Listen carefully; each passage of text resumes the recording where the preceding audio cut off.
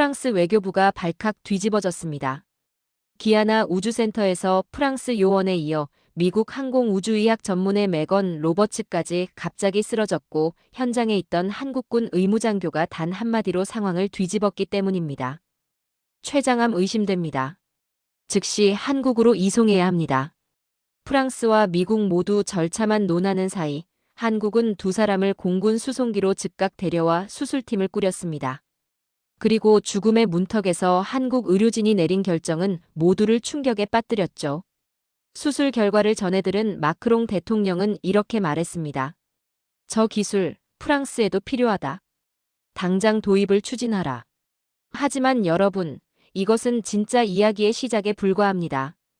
그 전에 구독과 좋아요 버튼을 눌러주시면 우리나라의 위상을 높이는 큰 힘이 됩니다.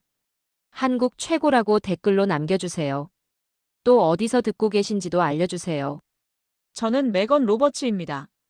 미국 항공우주국에서 우주비행사들의 생체 신호를 관리하는 우주의학 전문의로 일하고 있어요. 38살이 되던 해, 저는 남아메리카 기아나에 있는 우주센터로 파견되었습니다. 한국과 공동으로 진행하는 의료감시 위성 시험 발사를 참관하는 임무였죠. 발사 준비 기간은 보통 석 달 정도 걸립니다. 그 시간 동안 저는 위성에 탑재될 생체 신호 모니터링 장비를 점검하고 발사 후 데이터 수집 프로토콜을 검토해야 했어요. 하루에 15시간씩 일했고 잠은 서너 시간 정도만 잤습니다. 문제는 그때부터 시작됐어요. 처음엔 가벼운 구토였습니다. 아침에 일어나면 속이 미식거렸고 커피 한 모금도 넘기기 힘들었죠. 며칠 지나자 식은땀이 등을 타고 흘렀습니다. 밤중에 깨면 속옷이 흠뻑 젖어 있었어요.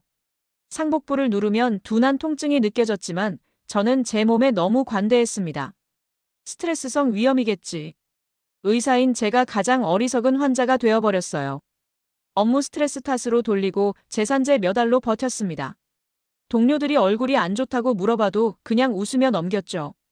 그러던 어느 날 새벽이었습니다. 발사 통제실로 향하던 계단에서였어요. 철제 난간을 잡고 한 계단씩 올라가는데 갑자기 시야가 흐려졌습니다. 주변 소리가 멀어지고 바닥이 비스듬히 기울어지는 느낌이 들었어요. 무릎에 힘이 풀렸습니다. 매건 닥터. 누군가 제 팔을 잡았습니다. 그 손길이 없었다면 저는 계단 아래로 굴러떨어졌을 거예요. 천천히 고개를 들자 한국군 군복을 입은 여성이 저를 붙들고 있었습니다. 얼굴이 너무 안 좋습니다. 앉으세요. 그녀는 정한을 대위였습니다. 한국 국방부에서 파견된 의무장교였죠. 저를 계단 옆 벤치에 앉히고 손목을 잡아 맥박을 확인했어요. 그녀의 손가락 끝이 제 피부에 닿는 순간 저는 그 온기가 이상하게 선명하게 느껴졌습니다. 맥박이 빠르고 불규칙합니다. 언제부터 이러셨어요? 저는 대답하려 했지만 입술이 말라붙어 있었어요. 목소리가 갈라졌습니다. 한 2달쯤요. 정대위는 제 눈을 들여다봤습니다. 그 시선이 날카로웠어요. 진단하는 눈빛이었죠. 구토는요? 식은땀은요? 네. 있었습니다. 상복부 통증도요? 저는 고개를 끄덕였습니다. 정대위의 얼굴이 굳어졌어요. 췌장 쪽 문제가 의심됩니다. 그 말을 듣는 순간 가슴이 철렁 내려앉았습니다. 췌장이라니. 의사인 저도 알고 있었어요. 췌장에 문제가 생기면 늦는다는 걸. 증상이 애매해서 발견이 늦고 발견되면 이미 진행된 경우가 많다는 걸요. 여기서 정밀 검사 가능한가요? 제 목소리가 떨렸습니다. 정대위는 잠시 주변을 둘러보더니 낮은 목소리로 말했어요. 이곳 의료시설로는 부족합니다. 지금 바로 검사 가능한 곳은 한국뿐입니다. 한국이요? 네. 내일 한국 수송기가 귀국합니다. 매건 닥터를 태우겠습니다. 저는 믿기 어려웠어요. 미국 측에 먼저 보고해야 하지 않나요? 절차가 있잖아요. 하지만 정대위의 표정은 단호했습니다. 절차보다 사람이 먼저입니다. 미국 측과는 제가 조율하겠습니다. 그날 오후 저는 미국 본부의 상황을 보고했습니다. 담당관의 대답은 예상대로였어요. 현지 의료시설을 먼저 확인하십시오. 보험 처리 절차를 확인한 후 귀국 일정을 잡겠습니다. 전화를 끊는 순간 손이 떨렸습니다. 절차, 서류, 보험, 일정. 그 모든 단어들이 제 목을 조였어요. 반면 정대위는 이미 수송기 탑승 준비를 끝내놓았더군요. 저는 그날 밤 잠을 이루지 못했습니다. 창밖으로 보이는 발사대 조명이 깜빡였어요. 저 위성이 우주로 올라가는 걸 보지 못할 수도 있다는 생각이 들었습니다. 아니, 어쩌면 저는 이 기아나 땅에서 고개를 저었습니다. 생각하기 싫었어요. 다음 날 아침 정대위가 제 숙소로 찾아왔습니다. 손에는 작은 가방이 들려 있었어요. 매건 닥터 준비됐습니까? 네. 한국 가면 바로 사람부터 살립니다. 걱정하지 마세요. 그 말을 듣는 순간 눈시울이 뜨거워졌습니다. 저는 고개를 숙여 눈물을 감췄어요. 전문직 종사자로 살아오면서 환자 앞에서 감정을 드러내지 않는 훈련을 받았거든요. 하지만 그날 아침 저는 환자였고 제 앞에는 저를 살리겠다는 사람이 서 있었습니다. 수송기 계단을 오르며 뒤를 돌아봤습니다. 발사대가 멀어졌어요. 우주를 향한 로켓보다 제 생명을 향한 비행이 먼저였습니다. 수송기 안은 좁고 시끄러웠습니다. 엔진 소음이 귓속을 꽉 채웠고 금속 좌석은 차가웠어요. 저는 좌석 끝에 몸을 웅크리고 앉아 노트북을 켰습니다. 미국 본부에 긴급 의료 지원 요청 메일을 보내야 했거든요. 손가락이 키보드 위에서 떨렸습니다. 제목란에 긴급 의료 지원 요청이라고 썼어요. 본문에는 증상과 상황을 최대한 객관적으로 적었습니다. 췌장 문제 의심, 정밀 검사 필요, 한국행 결정. 전송 버튼을 누르는 순간 가슴이 두근거렸어요. 답장은 3시간 뒤에 왔습니다. 귀국 후 지정 병원에서 검사를 받으십시오. 서류 제출이 필요합니다. 보험 처리 절차를 안내하겠습니다. 화면을 보는 순간 힘이 빠졌어요. 귀국 후라니. 지정 병원이라니. 서류, 절차, 보험. 저는 노트북을 덮었습니다. 창밖을 봤어요. 구름이 흘러갔습니다. 정하늘 대위가 옆 좌석에서 일어나 제게 다가왔습니다. 매건 닥터, 괜찮습니까? 저는 고개를 끄덕였지만 목소리는 나오지 않았어요. 대위는 제 표정을 읽었는지 조용히 말했습니다. 미국 측 답변 받으셨죠? 네. 한국은 다릅니다. 그 말이 무슨 뜻인지 곧 알게 됐어요. 대위는 가방에서 서류 한 장을 꺼냈습니다. 인천 도착 즉시 서울대학교 병원으로 이동합니다. 응급 영상 검사는 예약 완료했어요. 외국인 환자 전담 케어팀도 배정됐습니다. 저는 눈을 크게 떴습니다. 벌써요? 제가 말도 안 했는데. 말씀하실 필요 없습니다. 환자가 오면 준비하는 게 당연하니까요. 대위의 목소리는 담담했습니다. 마치 너무나 당연한 일을 말하는 것처럼요. 저는 그제야 깨달았어요. 미국은 절차부터 물었고 한국은 실행부터 했습니다. 비행기가 고도를 낮췄습니다. 인천 바다가 보였어요. 회색빛 물결이 일렁였고 해안선이 선명하게 드러났습니다. 착륙 준비 방송이 흘러나왔고 저는 안전벨트를 조였어요. 바퀴가 활주로에 닿는 순간 몸이 앞으로 쏠렸습니다. 엔진 소리가 낮아졌어요. 창밖으로 공항 건물이 지나갔습니다. 정대위가 말했습니다. 매건 닥터 한국 가면 바로 사람부터 살립니다. 그 말을 듣는 순간 눈물이 핑 돌았어요. 저는 몇 시간 전까지만 해도 그저 해외 파견 인력이었습니다. 서류상 이름 석자였고 보험 처리 대상이었죠. 하지만 이곳 사람들은 저를 그냥 환자로 봤습니다. 살려야 할 사람으로요. 수송기 문이 열렸습니다.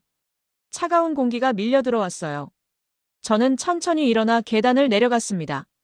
인천의 하늘은 흐렸지만 제 가슴은 이상하게 뜨거웠습니다.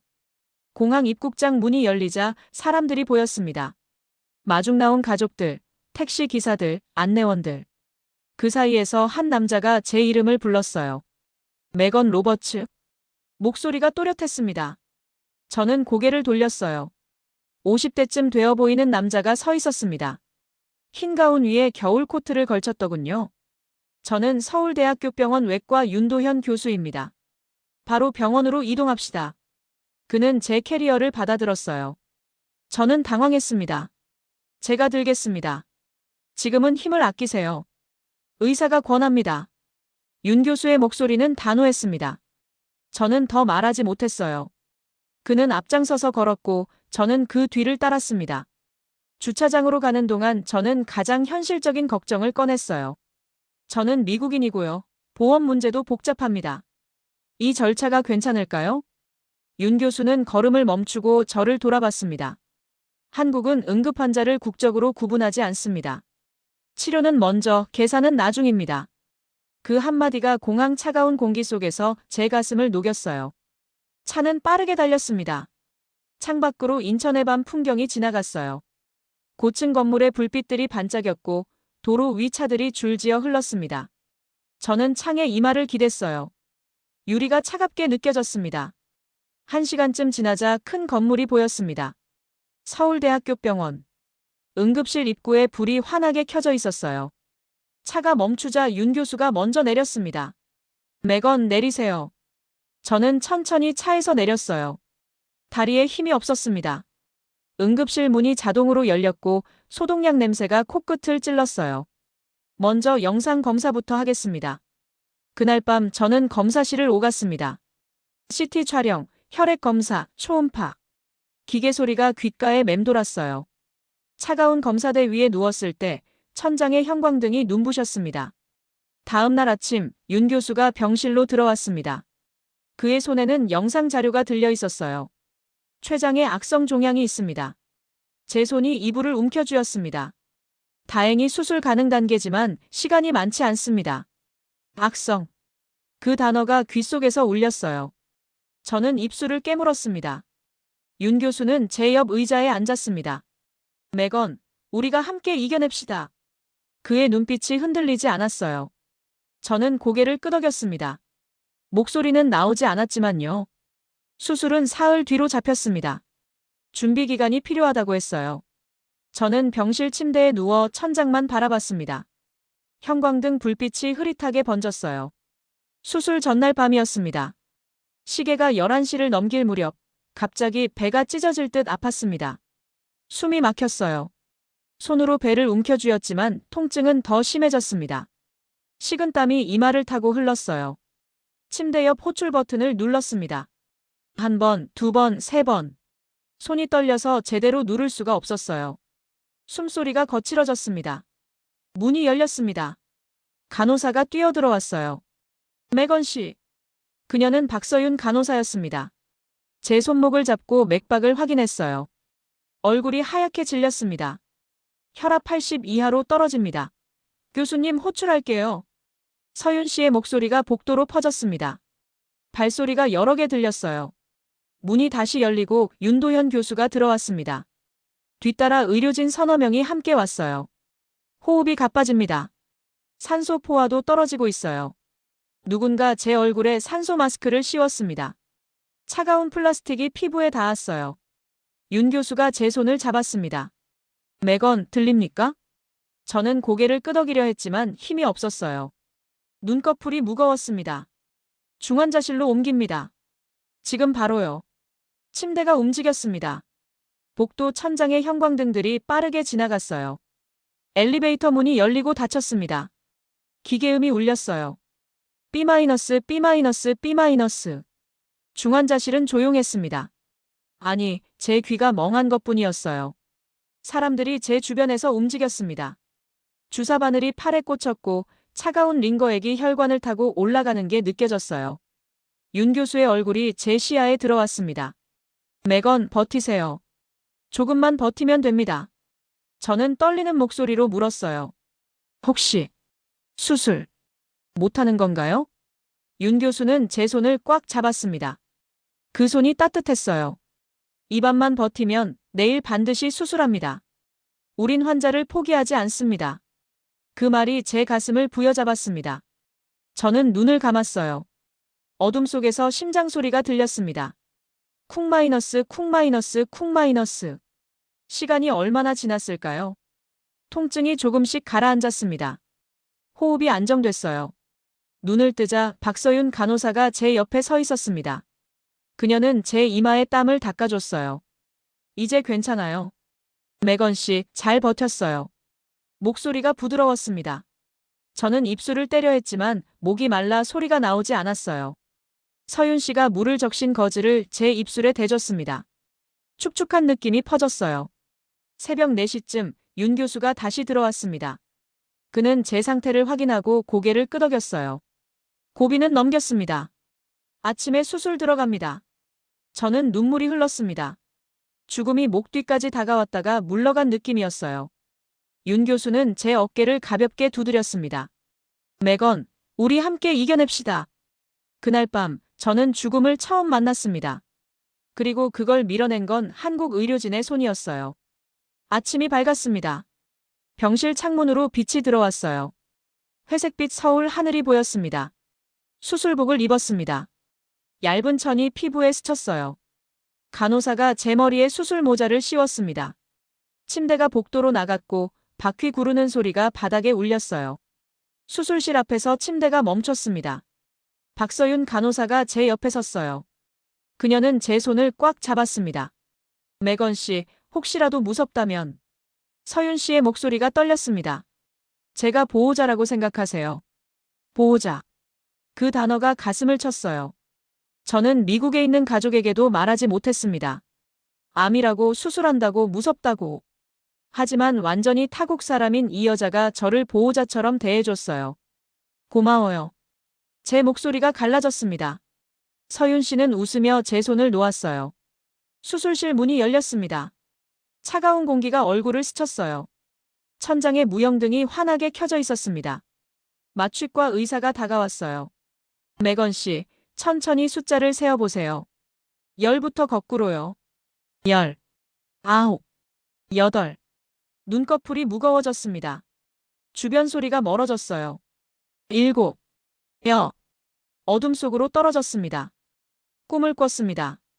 아니, 꿈인지 환각인지 알 수 없었어요. 저는 우주를 떠다녔습니다.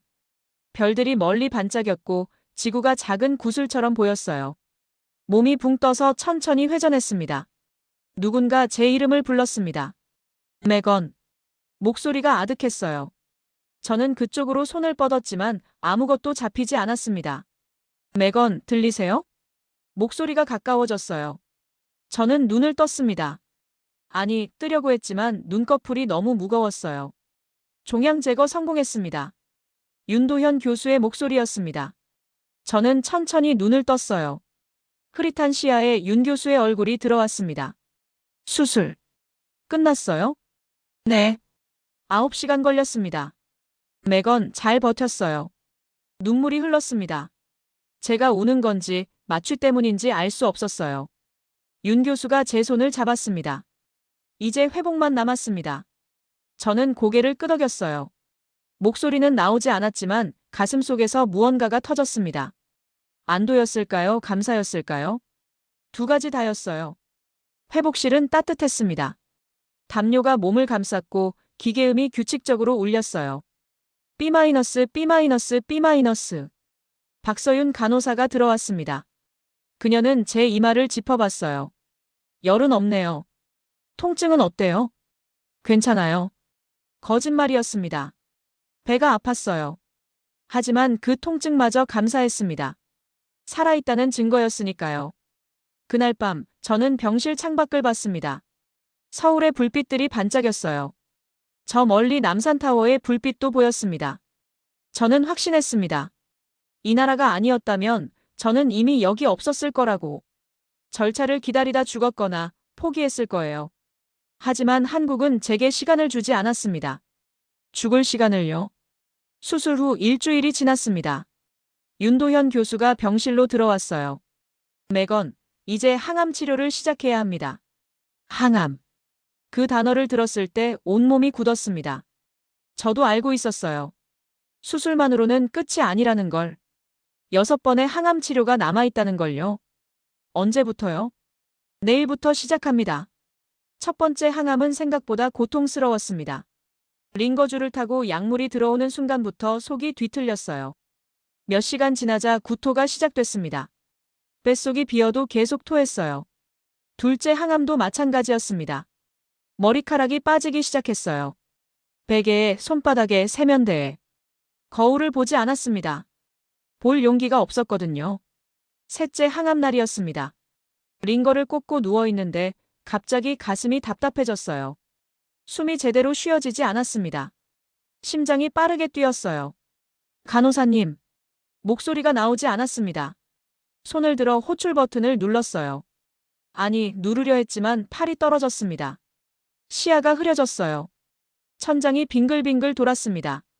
누군가 제 이름을 불렀지만 소리가 멀었어요. 그리고 어둠이 왔습니다. 눈을 떴을 때 중환자실이었습니다. 또다시요.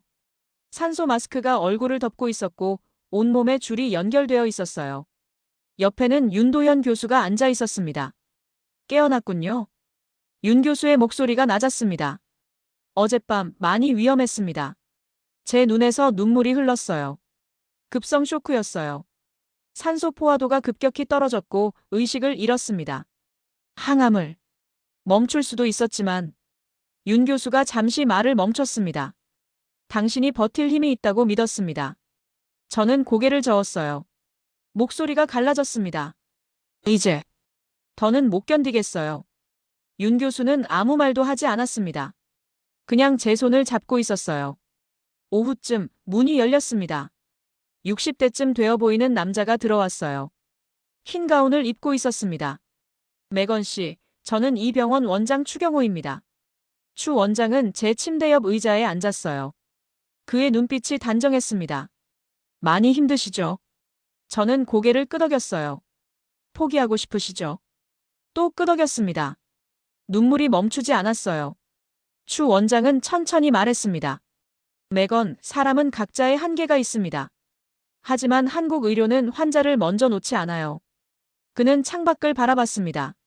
포기할지 말지는 고통이 아니라 당신의 꿈이 결정해야 합니다. 꿈. 그 단어가 귓속에 맴돌았어요. 저는 무슨 꿈을 꿨었죠? 우주 비행사들을 돌보는 것, 생명을 지키는 것, 하늘을 향한 인류의 도전을 함께하는 것. 당신은 의사입니다. 생명의 소중함을 아는 사람이에요. 그러니 당신의 생명도 포기하지 마세요. 추 원장의 말은 의학적 조언이 아니었습니다. 인생을 건 위로였어요. 저는 천천히 고개를 들었습니다. 다시 해볼게요. 추 원장이 미소 지었습니다. 우린 함께 있습니다. 매건 혼자가 아니에요. 그날부터 저는 다시 항암 치료를 이어갔습니다. 넷째, 다섯째, 여섯째. 매번 지옥 같았지만 저는 버텼어요. 여섯 번째 항암이 끝났습니다. 링거줄을 빼는 순간 손목에서 피가 조금 배어나왔어요. 박서윤 간호사가 솜으로 눌러줬습니다. 매건 씨, 다 끝났어요. 저는 고개를 끄덕였습니다. 몸은 뼈만 남은 것 같았어요. 거울을 보면 눈이 푹 꺼져 있었고 광대뼈가 튀어나와 있었습니다. 하지만 저는 살아 있었어요. 한 달이 지났습니다. 추적 CT 검사 날이었어요. 검사대에 누웠을 때 손이 떨렸습니다. 기계가 돌아가는 소리가 귓속을 채웠어요. 결과는 이틀 뒤 나왔습니다. 윤도현 교수가 병실로 들어왔어요. 그의 얼굴이 밝았습니다. 매건. 윤 교수가 제 이름을 불렀어요. 제발 흔적 없습니다. 그 말이 귓속으로 들어오는 순간 세상이 멈췄습니다. 당신은 이겼습니다. 저는 침대에서 일어나려다 주저앉았어요. 무릎에 힘이 풀렸습니다. 눈물이 쏟아졌어요. 윤 교수가 제 어깨를 잡아줬습니다. 잘 버텼어요, 매건. 울음이 터졌습니다. 기아나에서 쓰러졌던 날, 수술 전날 밤 죽음의 문턱까지 갔던 순간, 항암 치료 중 의식을 잃었던 그 어둠. 모든 기억이 파도처럼 밀려왔어요. 저는 혼자가 아니었습니다. 정하늘 대위가 제 팔을 붙잡아줬고 윤도현 교수가 제 손을 놓지 않았어요. 박서윤 간호사가 보호자처럼 곁을 지켰고 추경호 원장이 꿈을 되살려줬습니다. 고맙습니다. 정말 고맙습니다. 목소리가 떨렸어요. 윤 교수는 미소 지으며 말했습니다. 이제 새로운 시작입니다. 그날 오후 병실 전화가 울렸습니다. 모르는 번호였어요. 여보세요? 매건 로버츠 박사님이십니까? 저는 한국국립우주연구소 국제우주의학팀 김정민입니다. 우주연구소. 제 심장이 뛰었어요. 저희가 추진하는 의료감시 위성 프로젝트에 대해 들어보셨죠? 네. 박사님께서 합류하실 의향이 있으신지 여쭙고 싶습니다. 전화기를 든 손이 떨렸습니다. 창밖으로 서울 하늘이 보였어요. 구름이 천천히 흘러갔습니다. 저는 깊게 숨을 들이마셨습니다. 물론입니다. 정말이십니까? 한국이 제 생명을 지켰다면 저는 한국의 미래를 위해 일하고 싶습니다.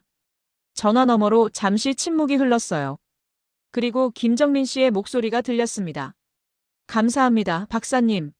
함께 하겠습니다. 전화를 끊고 저는 창밖을 바라봤습니다. 남산타워가 멀리 보였어요. 저는 이제 알았습니다. 제 인생의 새로운 방향이 완전히 정해졌다는 걸요.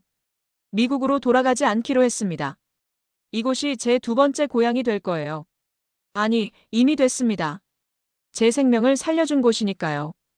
2025년 겨울이었습니다. 저는 전라남도 고흥의 나로우주센터에 서 있었어요. 한국 연구원들과 함께 아리랑 차세대 위성 발사를 준비하고 있었습니다. 발사 관제실 창밖으로 발사대가 보였어요. 하얀 로켓이 서 있었고 증기가 피어올랐습니다. 저는 그 모습을 보며 2년 전을 떠올렸어요. 기아나 우주센터에서 쓰러졌던 그날을요. 발사 10분 전입니다. 방송이 울렸습니다. 관제실 안이 긴장으로 가득 찼어요. 연구원들이 모니터를 확인했습니다. 저도 생체 신호 데이터를 점검했어요. 5분 전. 심장이 빨리 뛰었습니다. 1분 전. 숨을 참았어요. 30초 전. 20초, 10초. 카운트다운이 시작됐습니다. 19, 8. 발사. 순간 땅이 흔들렸습니다. 귀를 찢는 굉음이 터졌어요. 로켓 아래에서 불길이 쏟아졌습니다. 하얀 연기가 사방으로 퍼졌어요. 로켓이 천천히 올라갔습니다. 처음엔 느리게, 그러다 점점 빨라졌어요. 불꽃을 뿜으며 하늘로 치솟았습니다. 저는 그 모습을 보며 눈물을 흘렸어요. 로켓이 구름을 뚫고 사라질 때까지 시선을 떼지 못했습니다. 위성 분리 성공. 환호성이 터졌습니다. 연구원들이 서로 껴안았어요. 저도 옆에 있던 김정민 박사와 손을 잡았습니다. 발사 성공 기자회견장으로 이동했어요. 플래시가 터졌고 카메라가 돌아갔습니다. 한 기자가 손을 들었어요. 매건 박사님, 한국에서 가장 크게 느낀 것은 무엇입니까? 저는 잠시 망설였습니다. 무슨 말을 해야 할까요? 생명을 구해줘서 감사하다고?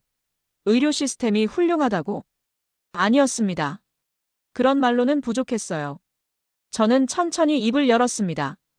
한국은 우주를 향해 로켓을 쏘아 올립니다. 하지만 그보다 먼저 사람을 먼저 붙잡아주는 나라예요. 목소리가 떨렸어요. 국적도, 피부색도, 직업도 상관없이요. 저는 이곳에서 다시 살게 되었고, 눈물이 흘렀습니다. 그래서 이 나라가 제 두 번째 고향입니다. 기자회견이 끝나고 저는 숙소로 돌아왔어요. 창문을 열자 차가운 바람이 들어왔습니다. 서울 쪽 하늘을 바라봤어요. 멀리서 불빛들이 반짝였습니다. 저는 작은 목소리로 속삭였어요. 고마워요, 한국. 밤하늘에 별이 빛났습니다. 지구에서 가장 따뜻한 중력은 사람 마음의 중력이었네요. 이렇게 제 두 번째 인생이 한국에서 시작됐습니다. 죽음의 문턱에서 건져 올려준 이 나라에서 저는 다시 꿈을 꾸고 있어요. 여러분은 언제 한국이 따뜻하다고 느끼셨나요? 이 이야기가 마음에 닿으셨다면 구독과 좋아요 부탁드립니다. 감사합니다.